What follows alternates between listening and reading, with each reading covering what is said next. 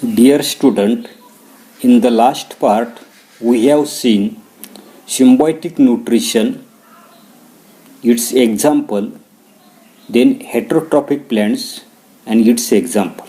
Next, use your brain power. जरा डोकं चालवायचे. आता काय दिलेले की which part of the Loranthus plants carries out photosynthesis. जे भांडगुळ वनस्पती जे आहेत तर त्या भांडगुळ वनस्पतीमध्ये प्रकाश संश्लेषणाची असणारी जे काही क्रिया ज्या आहेत तर ती क्रिया त्या ठिकाणी कोणाच्या मार्फत त्या ठिकाणी होताना दिसते. याचं साधं अशा प्रकारचं आन्सर आपल्याला सांगता येईल की ल्युजेस ऑफ लॉरॅन्थस कॅरीज आउट फोटोसिंथेसिस. या ठिकाणी असणारे जे काही डायग्रॅम जे आहेत तर त्या डायग्रॅममध्ये आपल्याला त्या ठिकाणी लॉरॅन्थस दाखवलेले. वरच्या बाजूला त्या ठिकाणी लॉरॅन्थस त्या ठिकाणी आहे. हिची पानं जी आहेत तर ती हिरवी त्या ठिकाणी आहेत आणि म्हणून पानांच्या मार्फत त्या ठिकाणी असणारे जे काही फोटोसिंथेसिसची काही प्रक्रिया जी आहे तर ती प्रक्रिया त्या ठिकाणी लॉरॅन्थसमध्ये त्या ठिकाणी घडून येताना दिसते. Second question, from where do they obtain mineral and water. मग आता या ठिकाणी वनस्पतीची काही वनस्पती जी आहे तर त्या वनस्पतीला लागणारे जे काही पाणी आणि क्षार जे आहे तर ते कुठून मिळताना दिसतात की Loranthus obtains the necessary minerals and water from the host plant. जी ज्या वनस्पतीवर त्या ठिकाणी ती वाढताना दिसते तर त्याच वनस्पतीपासून ते काय करताना दिसते तर त्या ठिकाणी पाणी आणि क्षार जे आहेत तर त्या ठिकाणी शोषून घेताना दिसते. For absorption of this nutrients there are special root which are inserted into xylem of the host plant. आणि याच्यासाठी ते असताना जे काही वनस्पती जे आहेत तर त्या वनस्पतीमध्ये विशिष्ट अशा प्रकारचे असणारे जे काही मुळं जे आहेत तर ती मुळं त्या ठिकाणी असतात आणि त्या वनस्पतीची ही जे काय असणारे जे काही मुळं जे आहेत तर ती मुळं ते असणारे जे काही होस्ट प्लॅन्ट जे आहेत तर त्या होस्ट प्लॅन्टचे असणारे जे काही झायलेम जे आहेत तर त्या झायलेमच्या आतमध्ये त्या ठिकाणी शिरताना दिसतात. थर्ड क्वेश्चन काय दिलेलं आहे की why is Loranthus known as partially parasitic plant. भांडगुळ वनस्पती जी आहे तर ती अर्धपरजीवी वनस्पती आहे असं का म्हटलं जातं. मागे आपण पाहिलं की आमरवेल जे आहे तर तो आमरवेल काय म्हटलेलं आपण सर्वसाधारणपणे त्या ठिकाणी संपूर्णपणे त्या ठिकाणी परजीवी अशा प्रकारचा आहे. म्हणजे अन्नासाठी पूर्णपणे दुसऱ्या वनस्पतीवर त्या ठिकाणी अवलंबून आहे. परंतु त्या ठिकाणी भांडगुळ जे आहे तर ते भांडगुळ वनस्पती काय म्हटलेलं आपल्याला अर्धपरजीवी अशा प्रकारचं त्या ठिकाणी वनस्पती म्हणून का ओळखलं जातं पहा की Loranthus takes shelter on the host. म्हणजे या ठिकाणी भांडगुळ जे आहेत तर ते भांडगुळ काय करताना दिसते असणारे जे काही होस्ट प्लॅन्टचा अर्थ पुन्हा लक्षात ठेवा ज्या वनस्पतीवर त्या ठिकाणी वाढताना दिसतो तर त्या वनस्पतीला आपण त्या ठिकाणी होस्ट प्लॅन्ट म्हणताना दिसतो. म्हणजे या ठिकाणी भांडगुळ जे आहे तर ते भांडगुळ काय करताना दिसते होस्ट प्लॅन्टचा त्या ठिकाणी फक्त आधार जो आहे तो आधार त्या ठिकाणी घेताना दिसतो. It sucks the water and mineral from the host. त्याच्यानंतर असताना जे काही पाणी असेल क्षार असेल तर त्या ठिकाणी त्याची काही होस्ट प्लॅन्ट जे आहे तर त्या होस्ट प्लॅन्टपासून त्या ठिकाणी घेताना दिसतं. But it can photosynthesis and prepare its own food. आणि असं जरी असलं तरी लागणारे जे काही फोटोसिंथेसिस जे आहेत फोटोसिंथेसिसच्या प्रक्रियेमार्फत त्या ठिकाणी अन्न जे आहे तर ते अन्न मात्र त्या ठिकाणी स्वतः तयार करताना दिसतं. आणि therefore it is called a partial parasite. आणि म्हणून त्याला त्या ठिकाणी काय म्हटलेलं पण त्या ठिकाणी अर्धपरजीवी अशा प्रकारची वनस्पती त्या ठिकाणी म्हटली. त्याच्यानंतरची नेक्स्ट आपल्याला पाहिजे तर त्या ठिकाणी इन्सेक्टिव्होरस प्लॅन्ट्स म्हणजे त्या ठिकाणी कीटकभक्षी अशा प्रकारचे असणारे जे काही वनस्पती जी आहे तर ती वनस्पती आपल्याला त्या ठिकाणी दिली. पहा की डायग्रॅम जे आहे तर त्या डायग्रॅममध्ये आपल्याला त्या ठिकाणी कीटकभक्षी अशा प्रकारची वनस्पती त्या ठिकाणी दाखवलेली. याचे असणारे जे काही व्हिडिओ जे आहेत तर ते व्हिडिओ मी तुम्हाला मागे त्या ठिकाणी असणारे जे काही ग्रुप जो आहे आपला 7वीचा ग्रुप तर त्याच्यावर त्या ठिकाणी टाकलेली आहेत तर ती पुन्हा एकदा त्या ठिकाणी पहा काय काय दिलेले. We have seen how some plants feed upon insect to obtain nutrients. या ठिकाणी काही वनस्पती जे आहेत तर ते कीटक भक्षण करून त्यांच्या शरीरापासून अन्न घटक जे आहेत तर ते अन्न घटक त्या ठिकाणी मिळवताना दिसतात. हे आपण मागच्या इयत्तेमध्ये सुद्धा त्या ठिकाणी पाहिलेलं आहे. These insectivorous plants generally grow in soil or water deficient in nitrogenous compound.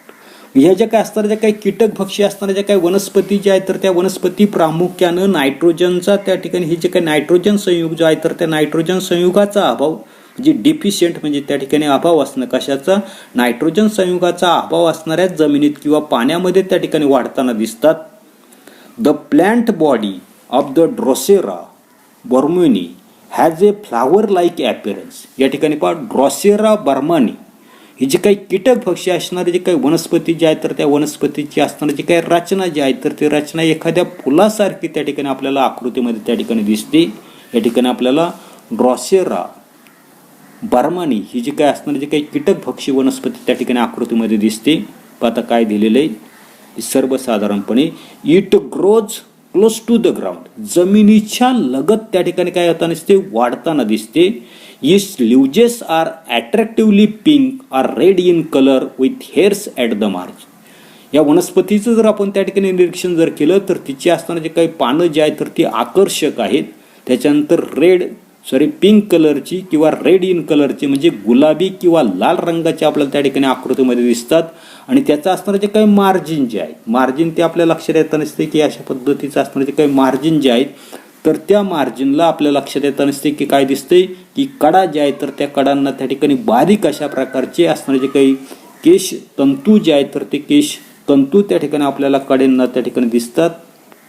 तर पुढे आणि त्यावर पुढे दिलेले पहा की लिप मार्जिनला त्या ठिकाणी हेअर्स त्या ठिकाणी आपल्याला दिसतात. Droplets of A sticky substance found at the tip of the hairs attract insects.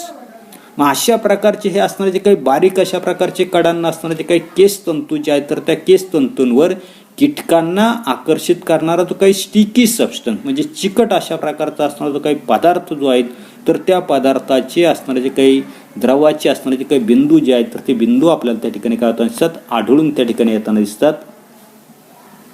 तर पुढे द सायंटिस्ट काय दिलेले आपल्याला, the scientist Johannes Burman identify this plant in Sri Lanka in 1737 and hence the plant is named after him.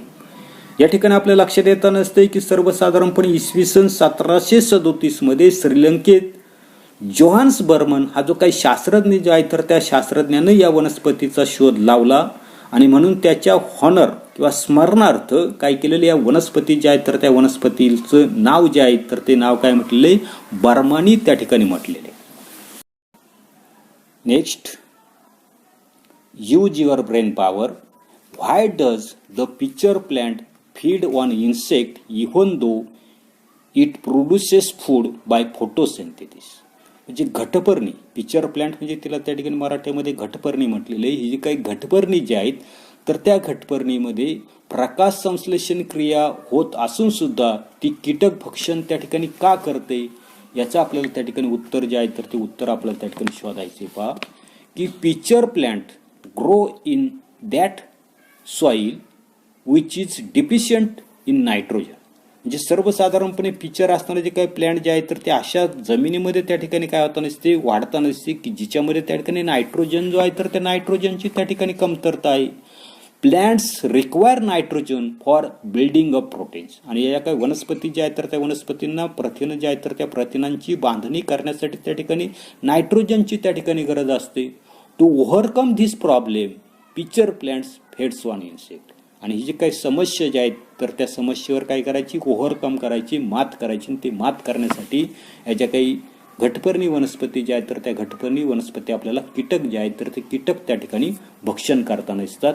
त्याच्यानंतरचा पुढचा आपल्याला त्या ठिकाणी type of plants त्या दिलेला आहे तर त्या ठिकाणी तो सॅप्रोफायटिक प्लांट्स. आता सॅप्रोफायटिक म्हणजे मृतोपजीवी. आता कशाला म्हटलेले मृतोपजीवी, plants which obtain the food from the dead and decaying bodies of the other organisms are called saprophytic plants.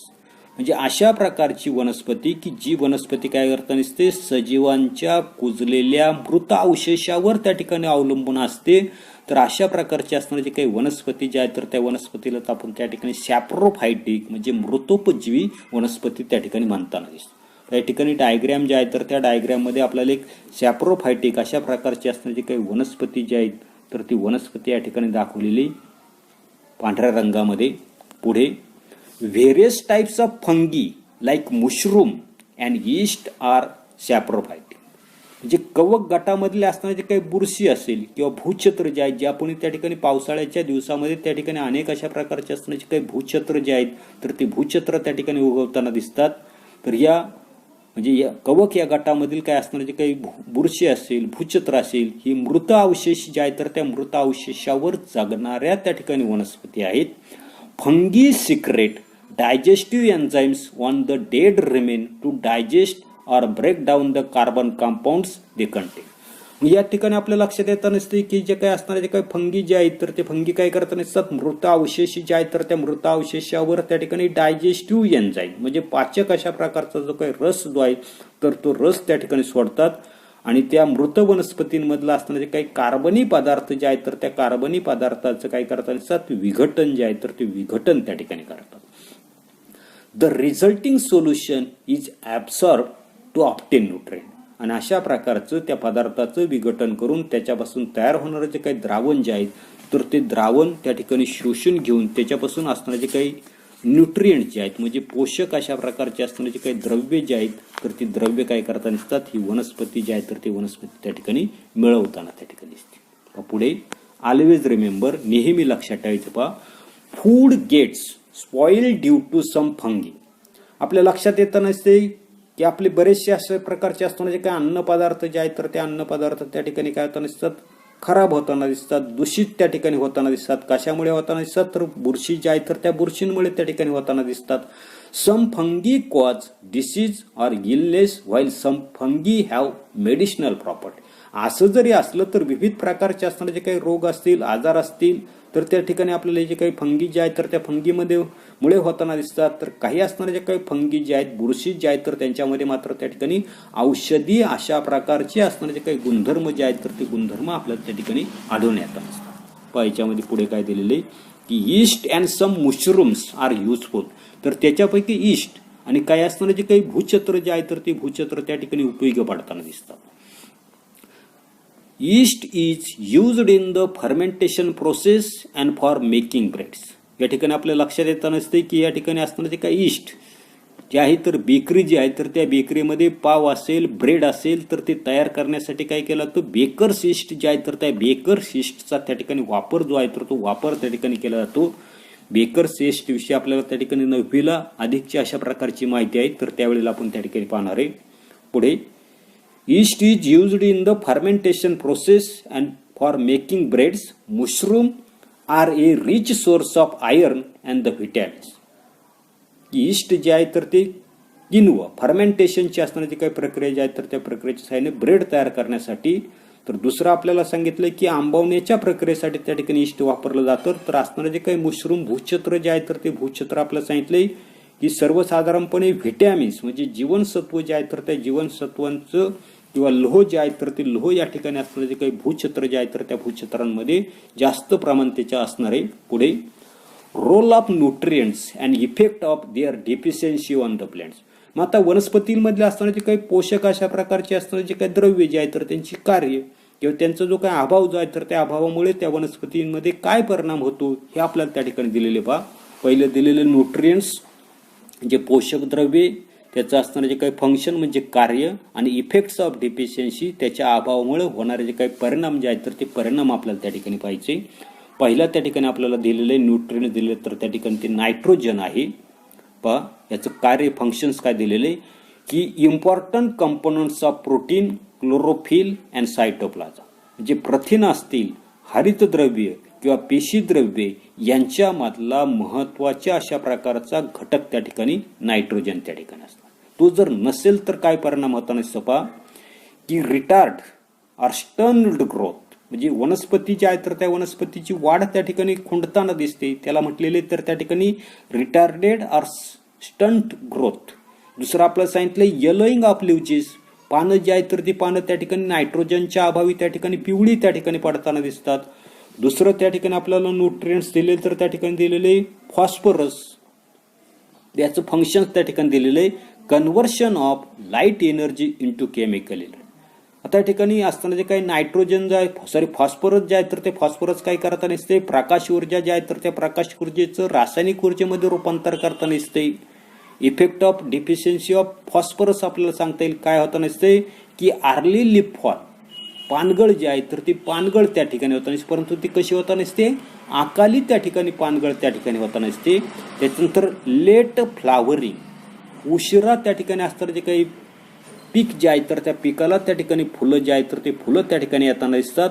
आणि तिसरं आपल्याला दिलेलं आहे स्लो ग्रोथ ऑफ रूट्स, म्हणजे मुळांची असणारी जे काही वाढ जे आहे तर ती वाढ त्या ठिकाणी खुंटताना त्या ठिकाणी दिसते. असे असताना जे काही परिणाम जे आहेत तर ते परिणाम त्या ठिकाणी फॉस्फरस नसल्यामुळं त्या ठिकाणी होताना दिसतात.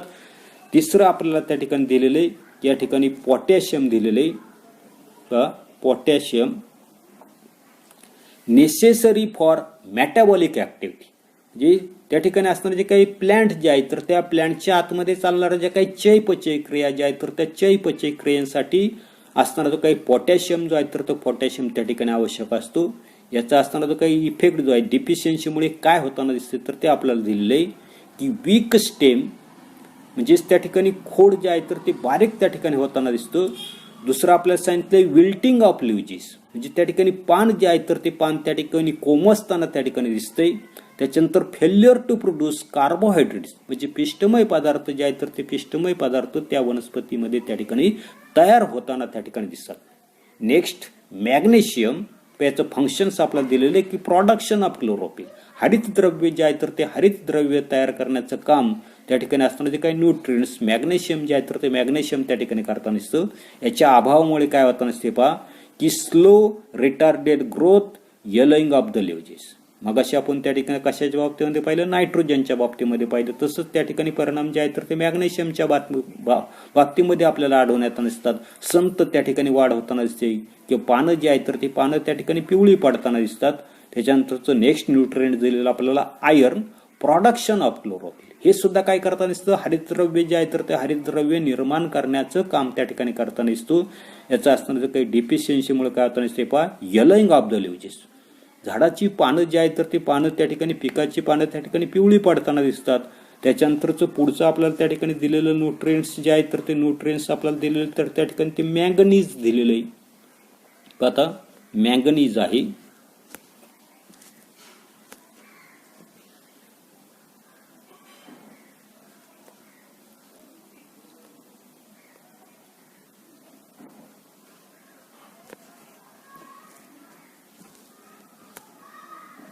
Manganese, production of main plant hormone, ही जी काही मॅंगनीज जे आहे तर ते मॅंगनीज प्रमुख अशा प्रकारचं संप्रेरक घटक जे आहे तर ते संप्रेरक घटक त्या ठिकाणी काय करताना दिसते तर निर्माण करताना दिसते. याच्या डिफिशियन्सीमुळे काय होताना दिसते पहा रिटार्डेड ग्रोथ ऑर स्पॉटेड लिव्हजेस, म्हणजे वाढ जी आहे तर त्या वनस्पतीची वाढ जी आहे तर ती वाढ त्या ठिकाणी खुंटताना दिसते.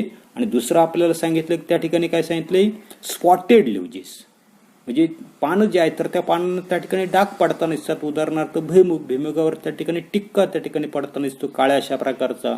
त्याच्यानंतरचं पुढचं दिलेलं आपल्याला झिंक, ज्याला आपण त्या ठिकाणी जास्त म्हणताना दिसतो पहा production of hormones and their intermediates, म्हणजे संप्रेरक आणि त्याच्यामधील जे काही घटक जे आहेत तर ते घटक निर्माण करण्याचं काम त्या ठिकाणी झिंक करताना दिसतं.